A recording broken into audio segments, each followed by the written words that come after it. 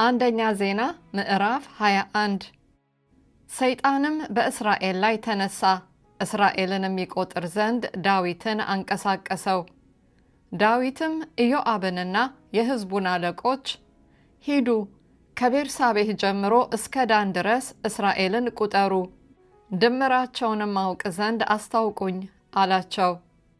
ኢዮአብም እግዚአብሔር ሕዝቡን በአሁኑ ላይ 100 እጥፍ ይጨምር፣ ጌታዬ ንጉሥ ሆይ ሁሉ የጌታዬ ባሪያዎች አይደሉምን? ይህን ነገር ጌታዬ ለምን ይሻል?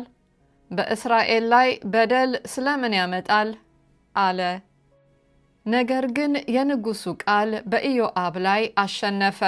ኢዮአብም ወጥቶ በእስራኤል ሁሉ ላይ ተዘዋወረ፣ ወደ ኢየሩሳሌምም መጣ። ኢዮአብም የቆጠራቸውን የሕዝቡን ድምር ለዳዊት ሰጠ። ከእስራኤልም ሁሉ 1,100,000 ሰይፍ የሚመዙ ሰዎችን አገኘ። ከይሁዳም 470,000 ሰይፍ የሚመዙ ሰዎችን አገኘ።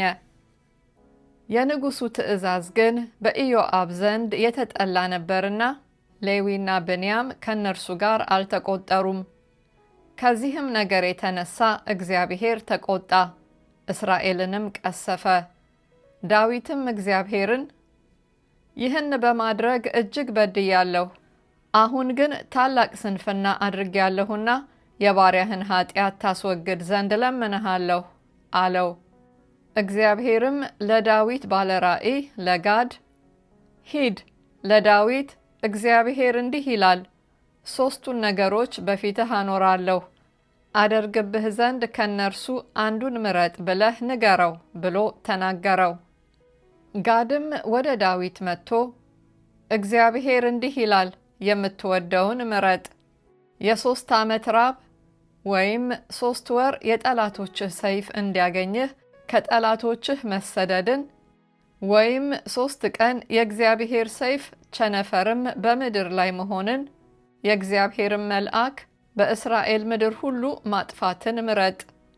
አሁንም ለላከኝ ምን እንድመልስ ተመልከት አለው። ዳዊትም ጋድን እጅግ ተጨንቄያለሁ፣ ምሕረቱ ብዙ ነውና በእግዚአብሔር እጅ ልውደቅ፣ በሰው እጅ ግን አልውደቅ አለው። እግዚአብሔርም በእስራኤል ላይ ቸነፈርን ሰደደ፣ ከእስራኤልም 70,000 ሰዎች ወደቁ።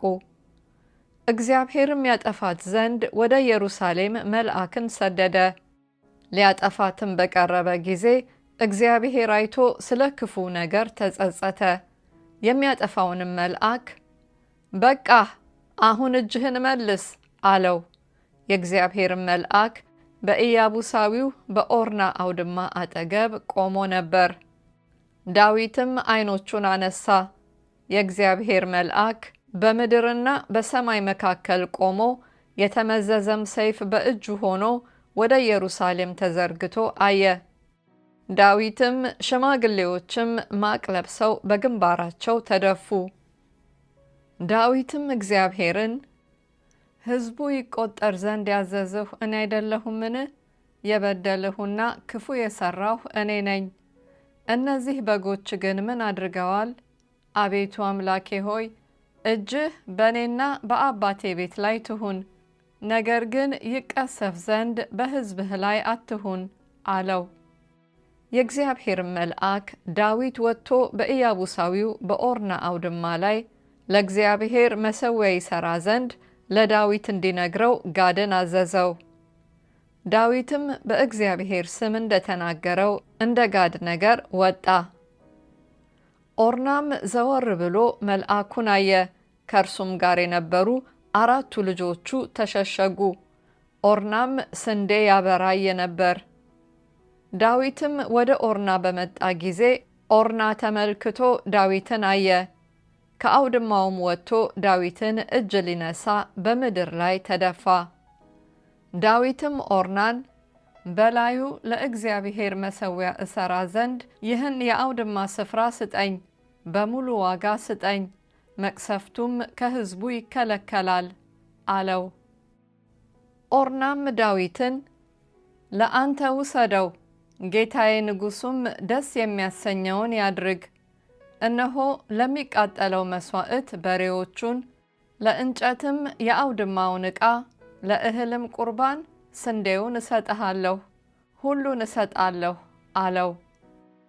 ንጉሡም ዳዊት ኦርናን አይደለም፣ ነገር ግን ለአንተ ያለውን ለእግዚአብሔር አምጥቼ የሚቃጠል መሥዋዕት በከንቱ አላቀርብምና በሙሉ ዋጋ እገዛዋለሁ አለው። ዳዊትም ስለ ስፍራው 600 ሰቅል ወርቅ በሚዛን ለኦርና ሰጠው። ዳዊትም በዚያ ለእግዚአብሔር መሠዊያ ሠራ፣ የሚቃጠለውን መሥዋዕትና የደህንነቱን መሥዋዕት አቀረበ፣ እግዚአብሔርንም ጠራ። ከሰማይም ለሚቃጠለው መሥዋዕት በሚሆነው መሠዊያ ላይ በእሳት መለሰለት። እግዚአብሔርም መልአኩን አዘዘው፣ ሰይፉንም በአፎቱ ከተተው። በዚያን ጊዜ እግዚአብሔር በኢያቡሳዊው በኦርና አውድማ እንደመለሰለት ዳዊት ባየ ጊዜ በዚያ መሥዋዕት ሰዋ። ሙሴም በምድረ በዳ የሠራት የእግዚአብሔር ማደሪያና ለሚቃጠል መሥዋዕት የሚሆነው መሠዊያ በዚያን ጊዜ በገባኦን ባለው በኮረብታው መስገጃ ነበሩ። ዳዊት ግን የእግዚአብሔርን መልአክ ሰይፍ ስለፈራ እግዚአብሔርን ለመጠየቅ ወደዚያ ይሄድ ዘንድ አልቻለም።